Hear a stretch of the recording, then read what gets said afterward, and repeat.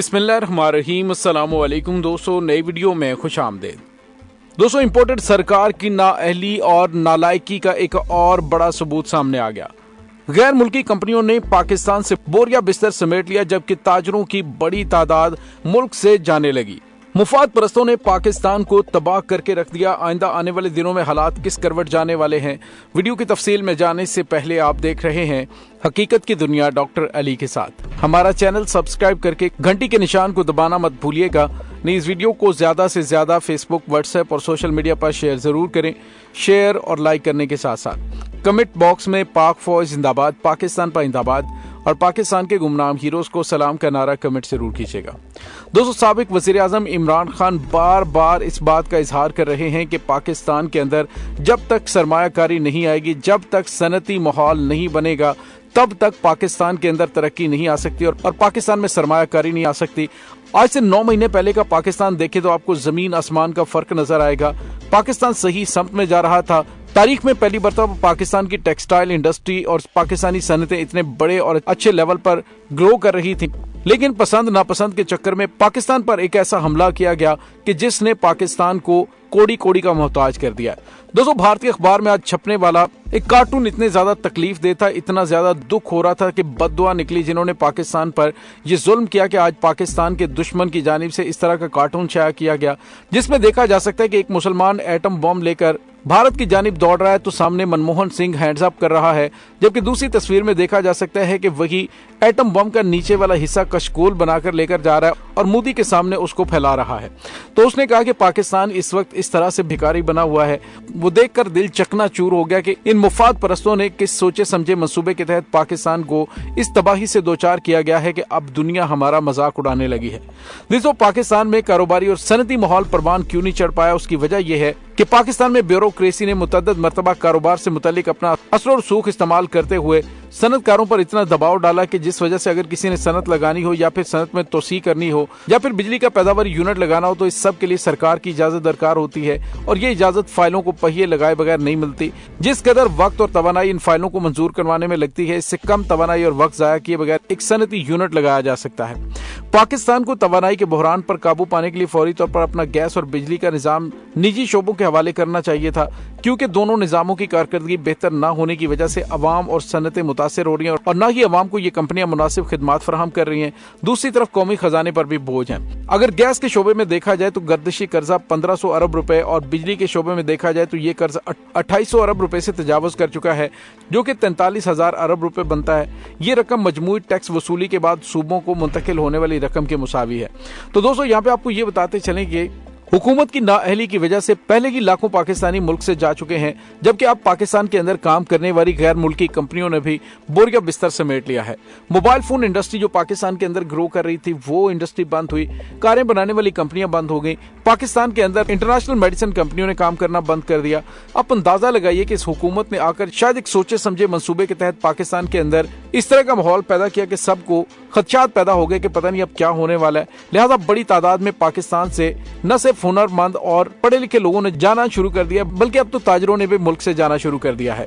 दोस्तों, यहाँ पे आपको ये बताते चलें कि चंद महीने पहले की बात है कि मुतअद्दिद कंपनियों के मालिकान और एक बड़े सनती ग्रुप के सरबराह को जबरी तौर पर मुल्क छोड़ना पड़ा। दोस्तों, वजीर आजम के साबिक प्रिंसिपल सेक्रेटरी फवाद हसन फवाद, जो कि नैब की जेल भी भुगत चुके हैं, उनका कहना है कि गुज़िश्ता 2 दहाइयों से पाकिस्तान में हुकूमत के निजाम कार चलाने का तरीकाकार दुनिया से बहुत पीछे रह चुका है। हमारी हुकूमत और हमारे इदारे खुद को इस निजाम से हम आहंग नहीं कर पाए।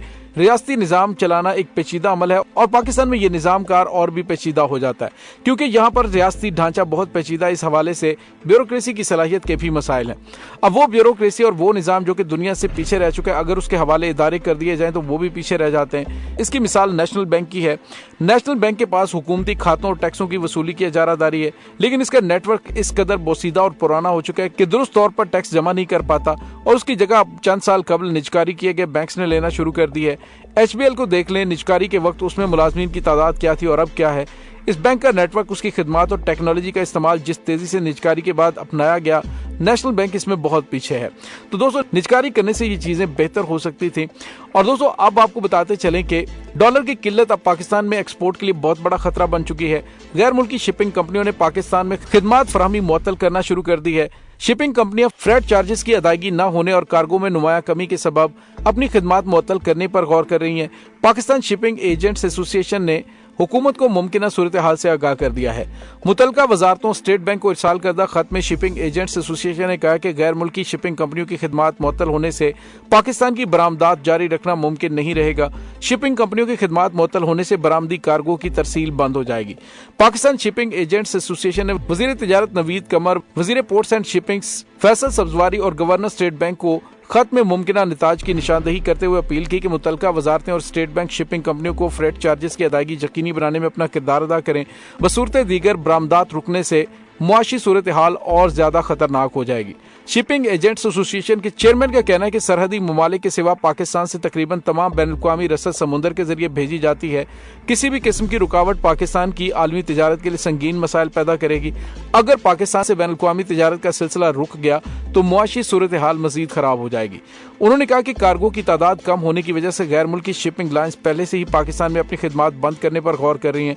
अब डॉलर की किल्लत की वजह से फ्रेट की अदायगियां रुकने से शिपिंग कंपनियों का खिदमात जारी रखना मुश्किल हो रहा है। दोस्तों वाज़ेह है कि गैर मुल्की शिपिंग कंपनियों को फ्रेट की मद में सालाना 5 अरब डॉलर की अदायगी की जाती है और अभी जो पाकिस्तान की सूरत हाल बनी हुई है ये काफी ज्यादा परेशान कुन है।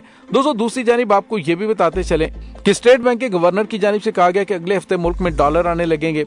लेकिन दोस्तों यहाँ पे आपको ये बताते चलें कि दरामदात बंद है, खाम माल खत्म हो गया है, फैक्ट्रियां नहीं चल रही, बेरोजगारी बढ़ रही है, खजाने में ज़र मुबादला के ज़खायर बहुत कम रह गए हैं।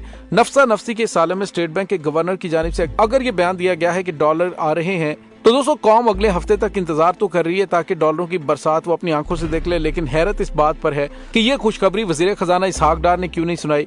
क्या वो समझते हैं कि अब उनकी बात का कोई एतबार करने को तैयार नहीं, क्योंकि उन्होंने वजीर खजाना बनते ही कहा था कि डॉलर को 200 रुपए से नीचे ले आएंगे। आज डॉलर 200 तो क्या मुंह मांगी कीमत पर भी नहीं मिल रहा। गवर्नर स्टेट बैंक जो कि एक गैर सियासी आदमी है, उन्हें बात के दुरुस्त होने या गलत होने से कोई फर्क नहीं पड़ता, इसलिए उन्होंने डॉलर आने की खबर दी। अब देखते हैं कि डॉलर आते हैं या हमें ट्रक की बत्ती के पीछे हमेशा की तरह लगा दिया जाएगा। दोस्तों बहरहाल हुकूमती वजीरों मुशीरों की जानिब से यही झूठी तसल्लियां दी जा रही हैं और इसी चक्कर में मुल्क का दिवालिया निकल गया और ये बार बार ये इल्जाम लगा रहे हैं कि इमरान खान हमारे लिए बारूदी सुरंगें बिछा के गए हैं, मौशत ठीक करने के लिए कई साल लगेंगे, अवाम कुर्बानियां देने के लिए तैयार रहें। अब ऐसी हुकूमत से अवाम को क्या तवक्को हो सकती है जिसका बयानिया यह है कि मुल्क की मौशत तबाह हो गई है। जब भी इन हुक्मरानों से ये सवाल पूछा जाता है कि जब उन्हें मालूम था कि मुल्क की इक्तसादी सूरत हाल इंतहाई खराब है तो उन्होंने एक चलती और बेहतर चलती हुई हुकूमत को घर भेजने का फैसला क्यों किया। उन्हें मुद्दत पूरी करने देते, फिर आम इंतखाबात में उनकी नाकामियों को अपनी कामयाबी का जीना बनाते। तहरीक इंसाफ की हुकूमत के खिलाफ महंगाई के इशू पर लॉन्ग मार्च तो ऐसे किए थे जैसे उसके जाने पर दूध और शहद की नहरें बहा देंगे। हालांकि उस वक्त महंगाई आज के मुकाबले में आधी भी नहीं थी, लोगों को आटा भी मिल रहा था, पेट्रोल भी 150 रुपए लीटर में दस्तयाब था। दोस्तों कर्जे या फिर दोस्त मुल्कों के ज़र मुबादला के ज़खायर बढ़ाने वाली जमानती डॉलरों से महंगाई या आवाम की सेहत पर कोई असर नहीं पड़ेगा। यह सिर्फ एक ढकोसला है। महंगाई पर असर तब पड़ेगा जब मुल्क की बरामदात बढ़ेंगी, बरामदात के जरिए डॉलर मुल्क में आएंगे, जब बैरून मुल्क पाकिस्तानी डॉलर भेजेंगे और वो भी सरकारी बैंकों के जरिए। और ये उस वक्त होगा कि जब डॉलर का रेट यकसा होगा। सरकारी और हुंडी के रेट में अगर 30 रुपए से ज्यादा का फर्क है तो कौन ये चाहेगा कि बैंकों के जरिए ज़र मुबादला भेजे। जब बरामदात होती हैं तो उसके कई फायदे होते हैं। बड़ा फायदा तो ये होता है कि अदायगियों को तवाज़ुन दुरुस्त होता है, मुल्क में ज़र मुबादला आता है। ताहम इससे भी बड़ा फायदा यह है कि मुल्क की इंडस्ट्री चलती है, अवाम को रोजगार मिलता है, जिससे कुव्वत खरीद में इजाफा होता है, मार्केट में सरमाया गर्दिश करता है, कसाद बाजारी में कमी आती है।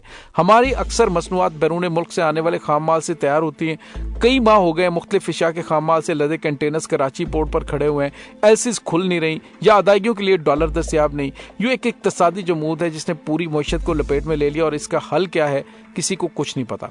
इसहाक डार का काम बस अब ये रह गया कि वो टीवी पर आकर ये खबर सुनाए कि मुल्क किसी सूरत दिवालिया नहीं होगा। क्या बाकायदा दिवालिया होना जरूरी है? इस वक्त तमाम तर आसार यही बता रहे हैं कि मुल्क दिवालिया हो चुका है। जब दरामदात और बरामदात ही आपकी बंद हैं तो फिर दिवालिया होना और किसे कहते हैं।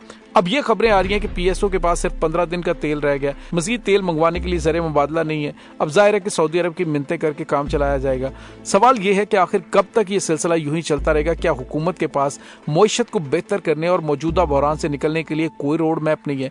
क्या ये मामला उनकी तरजीहात में शामिल भी है या नहीं, या फिर उनकी सारी तवज्जो इमरान खान की चालों पर मरकूज है? दोस्तों बहरहाल आने वाले दिनों में पाकिस्तानियों के लिए कोई बहुत बड़ी खुशखबरियां नहीं बल्कि मजीद बुरी खबरें आने वाली हैं। अल्लाह ताला को गैब से मदद भेजे और पाकिस्तान की नाअहल हुक्मरानों से जान छुड़वाए और कोई मसीहा आए जिससे पाकिस्तान इस बहरान से निकल सके। दोस्तों इस तमाम सूरत हाल के बारे में आपका क्या कहना है, कमेंट सेक्शन में अपने ख्यालात का इजहार जरूर कीजिएगा। इंशाल्लाह बहुत जल्द मिलते हैं एक नई वीडियो में, तब तक के लिए अपना बहुत सारा ख्याल रखिएगा। पाक फौज जिंदाबाद, पाकिस्तान पाइंदाबाद, पाकिस्तान के गुमनाम हीरोज को सलाम, अल्लाह वारिस।